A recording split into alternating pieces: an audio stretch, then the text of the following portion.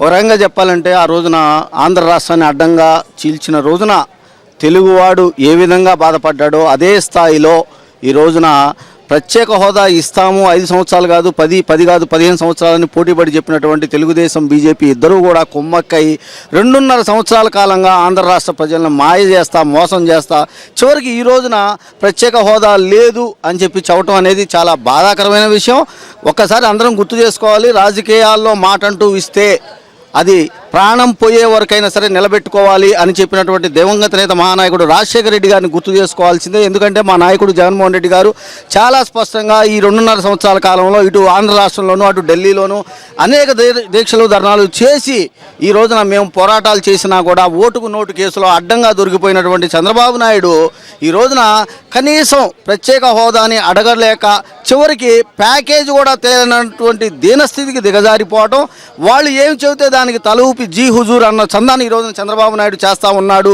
అలాంటి వ్యక్తి ఇవాళ అసెంబ్లీలో ఏమని స్టేట్మెంట్ ఇస్తాడంటే, ఎందుకంటే ఇప్పటికే 2 సార్లు అసెంబ్లీలో ఏకగ్రీవ తీర్మానాలు చేయించి మరి కేంద్రానికి పంపినటువంటి చంద్రబాబు నాయుడు ఇవాళ ఏ మొహం పెట్టుకొని మళ్ళీ నేను స్టేట్మెంట్ ఇస్తాను అని చెప్పి అంటాడు. ఖచ్చితంగా ఈ స్టేట్మెంట్లు ఇవన్నీ కాదండి, ఖచ్చితంగా ఒకటే చెప్తా ఉన్నాము. మా నాయకుడు జగన్మోహన్ రెడ్డి గారు మొట్టమొదటి నుంచి చెప్పినట్లుగా ఈ రోజున తెలుగుదేశంలో ఉన్నటువంటి కేంద్ర మంత్రులు ఎంపీలు అదేవిధంగా బీజేపీకి సంబంధించినటువంటి ఎంపీలు అందరూ కూడా తక్షణం రాజీనామా చేయాలి. ఇది ప్రత్యేక హక్కు అనేది ఆంధ్రుల హక్కు.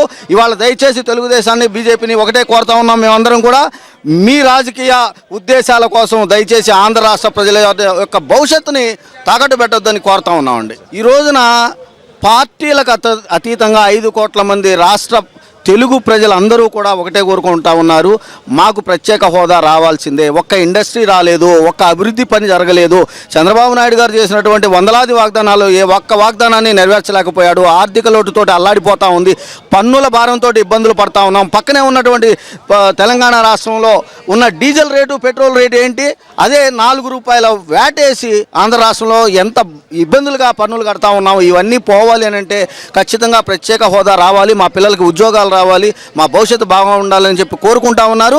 నేనైతే ఒకటే స్పష్టంగా చెప్పదలుచుకున్నాను, పూర్తిగా రాజకీయాలకి పార్టీలకు అతీతంగా ప్రతి ఒక్కళ్ళు కూడా ఎల్లుండి మా నాయకుడు జగన్మోహన్ రెడ్డి గారు ఇచ్చిన బంధు పిలుపులో పూర్తిగా పాల్గొంటారని ఆశిస్తా ఉన్నాను. చంద్రబాబు నాయుడు గారి యొక్క ఆయనలో మార్పు ఏం లేదు, ఆయన పెద్దగా మనం పట్టించుకోవడం అవసరంగా లేదనిపిస్తుంది. ఎందుకంటే ఈరోజు చూసిన ఆయన యొక్క పరిస్థితిని బట్టి చూస్తుంటే మీరే స్వయంగా 2 సార్లు అసెంబ్లీ నుంచి ఇనానమసంగా రెజల్యూషన్ ప్రత్యేక హోదా కావాలని పంపించారు. మేము దానికి ఎప్పటి నుంచి వైఎస్ఆర్సీపీ జగన్మోహన్ రెడ్డి ఆధ్వర్యంలో ప్రత్యేక హోదా కావాలని చెప్పేసి మేము ఎన్నో ధర్నాలు రాష్ట్రాల్లో గల్లీ నుంచి ఢిల్లీ వరకు అనేక ప్రోగ్రాం చేసాం ప్రత్యేక హోదా కోసం. కానీ కనీసం బాధాకరంటే తెలుగుదేశం పార్టీకి కానీ అదేవిధంగా తెలుగుదేశంలో ఉన్న ఎంపీలకు కానీ ఎమ్మెల్యేలు కానీ ఎక్కడే కానీ చిత్తశుద్ధి అనేది లేదు. కేవలం మన వ్యక్తిగత ప్రయోజనాల కోసం ఓటు కోర్టు లాంటి కేసు విషయంలో ఎందుకంటే భయపడుతున్నారో అర్థం కాలేదు. మీరు ఎందుకు ధైర్యంగా ఎదుర్కోలేకున్నారు? ఈ ప్రత్యేక హోదాకు మించి మీ వ్యక్తిగత ప్రయోజనం అంత ముఖ్యమా? 5 కోట్ల ప్రజల ఆకాంక్ష ఇది. 5 కోట్ల మంది ప్రజలకు జీవనమైన సమస్య నిజంగా సంజీవన ఇది. ఈ ప్రత్యేక వస్తే దాదాపు 90% రాయితీలు వస్తాయి, ఫాస్ట్గా డెవలప్మెంట్ ఉంటుంది, ఉద్యోగ అవకాశాలు ఉంటాయి, అగ్రికల్చర్ డెవలప్ అవుతాయి, ఇండస్ట్రీస్ ఉంటాయి, రకరకాల నిరుద్యోగ సమస్య తరిమి వెళ్ళిపోయే పరిస్థితి ఉంటుంది. సో ఈశాన్య రాష్ట్రాల్లో ఈరోజు 5 రాష్ట్రాల్లో ప్రత్యేక హోదా రావడం వల్ల చాలా ఫాస్ట్గా డెవలప్ అయింది. అన్ని హిల్ ప్లేస్లు, కొండ ప్రాంతాలు ఎంత డెవలప్ కేవలం ప్రత్యేక హోదా వల్ల కొన్ని ఇన్సిడెంట్స్ రావడం వల్ల బాగా డెవలప్ అయింది. ఆ రోజు బీజేపీలో ప్రత్యేక హోదా విషయంలో బీజేపీ కానీ ఆనాటి కాంగ్రెస్ కానీ పోటీ పడితే మేము ఒక 5 years అంటే ఒక 10 years అంటారు, ఒక 15 years అంటారు. కానీ ఆనాటి పెద్దలు ఈరోజు అధికారంలో ఉన్నారు. ఏమన్నారు వీళ్ళు? రోజుకు ఒక మాట పూటకు ఒక మాట మాట్లాడి అంటే ఆంధ్రప్రదేశ్ ప్రజలు అంతా మీరు అంత హీనంగా కనపడుతున్నారా? ఇంత ఇదిగా కాదు. ఆంధ్రప్రదేశ్ ప్రజలు ఖచ్చితంగా జగన్మోహన్ రెడ్డి గారి ఆధ్వర్యంలో ఖచ్చితంగా మేము ప్రత్యేక హోదా సాధన వరకు మేము అంతా ప్రయత్నిస్తాము, అవసరమంటే ప్రాణత్యాగానికి కానీ సిద్ధపడతామని చెప్పి చాలామంది కూడా కార్యక్రమం చాలామంది నాయకులు కూడా దానిపైన బల్లగుద్దు చెప్తున్నారు. ప్రత్యేక హోదా ఉన్న అంశంలో ఆ విధంగా ఉన్నాయి. ప్రత్యేక హోదా తప్ప చదువుకునే లైఫ్ లేదు. అదేవిధంగా ఈ రాష్ట్ర ప్రజలకు లైఫ్ లేదు. ప్రత్యేక హోదా ఒక్కటే మాకు సంజీవ్ అని చెప్పేసి ఇంత పోరాడుతుంటే మీకు చంద్రబాబు నాయుడు చర్చికి పెట్టడానికి మీరు ఎందుకు భయపడతారు? నిజంగా మీకు ధైర్యం ఉంటే చర్చికి ఆహ్వానించండి, చర్చికి పట్టండి. మీరు ఎందుకు ప్రత్యేక హోదా మీరు ఎందుకు భయపడుతున్నారు? ఈరోజు జైట్లీ గారు నేను అనౌన్స్మెంట్ చూస్తే మేము స్వాగతిస్తున్నామంటాడు. మీకు కనీసం మీరు ఒక ముఖ్యమంత్రి స్థాయిలో మీరు ఎందుకు ఆ విధంగా అంటే మీకేమైనా మీకు పిచ్చి పట్టిందా, లేదా మీకేమైనా అర్థం కావడం లేదా? మీరు భయపడుతున్నారా? లేదంటే నిజంగా ఖచ్చితంగా ఇదే విధంగా అంటే మీరు భారీ మూల్యం చెల్లించుకోవడం తప్పదని చెప్పేసి తెలుగుదేశం పార్టీకి చంద్రబాబు చంద్రబాబు నాయుడుకి మేము వైఎస్ఆర్సీపీ ద్వారా మేము హెచ్చరిస్తున్నాము. మేము ఖచ్చితంగా ప్రత్యేక హోదా కోసం మేము డిమాండ్ చేస్తాం. ఖచ్చితంగా సాధించడం. రేపు జరగబోయే బంద్ కార్యక్రమం పార్టీలకు అతీతంగా అందరూ కూడా, రైతులు, కార్మికులు అందరూ కూడా, విద్యార్థులు అందరూ కూడా పాల్గొని ఈ యొక్క బంద్ను విజయవంతం చేసి ఢిల్లీ కళ్ళు తెరిపించాలని చెప్పేసి మీ ద్వారా మేము తెలియజేస్తున్నాం. అంటే చంద్రబాబు నాయుడు గారికి ఏంటంటే ప్రత్యేక హోదా ఇస్తేనేమో ఆయనకి పర్సంటేజీలు రావు. ప్రత్యేక హోదా ఉంటే ఈ విధంగా వస్తే పర్సెంట్ ఎక్కువ వస్తే డబ్బులు ఎక్కువ వస్తే ఉద్యోగం ఆశపడుతున్నారు. కానీ ఈరోజు ఆంధ్ర రాష్ట్రంలో ఒక్క పరిశ్రమ లేదు, మొత్తం ఏడారిలాగా ఉంది. ఎక్కడ చూసినా పంటలు, ఎక్కడ చూసినా ప్రజలు అల్లాడుతున్నారు, డబ్బు లేక ఇబ్బంది పడుతున్నారు, రకరకాల పరిస్థితులు అల్లాడుతున్నారు. అలాంటి పరిస్థితుల్లో ప్రత్యేక హోదా గురించి పోరాడాలి తప్ప మేము కూడా కలిసి వస్తాం అంటున్నాం. వైఎస్ఆర్ కాంగ్రెస్ పార్టీ నుంచి మేము కూడా వస్తాయా, మేము మీతో ఇద్దరు కలిసి పోరాడదామంటే ఆయనేమో రావట్లేదు. మరి ఎందుకు రావడం అర్థం కావట్లేదు. అంటే ప్రత్యేక హోదా వస్తేనేమో డబ్బులు ఏమో రావేమో, పర్సెంటేజ్ ఎక్కువ రావేమో, ఎక్కువ సంపాదించుకోలేమో అనుకున్నాడేమో తెలియదు. కానీ ప్రత్యేక హోదా వస్తే ఏంటంటే ఈ ఆంధ్ర రాష్ట్రం బాగుపడుతుంది. ఇవాళ ఆంధ్ర రాష్ట్రం చూడండి ఏ విధంగా వెనకబడి ఉందో, వాళ్ళ పరిస్థితులు ఏంటి, వాళ్ళ పిల్లల పరిస్థితి, స్టూడెంట్ పరిస్థితి ఏంటి, రకరకాల కుట్టుమిట్టాడుతున్నారు. అలాంటి పరిస్థితుల్లో చంద్రబాబు నాయుడు గారు హాయిగా పోరాడి తీసుకొచ్చాల్సింది పోయి మరి ఈ విధంగా ఎందుకుంటున్నాడో ఏమో అర్థం కాని పరిస్థితి. ఏది ఏమైనా ప్రత్యేక హోదా వచ్చే వరకు వైఎస్ఆర్ కాంగ్రెస్ పార్టీ పోరాడుతుంది.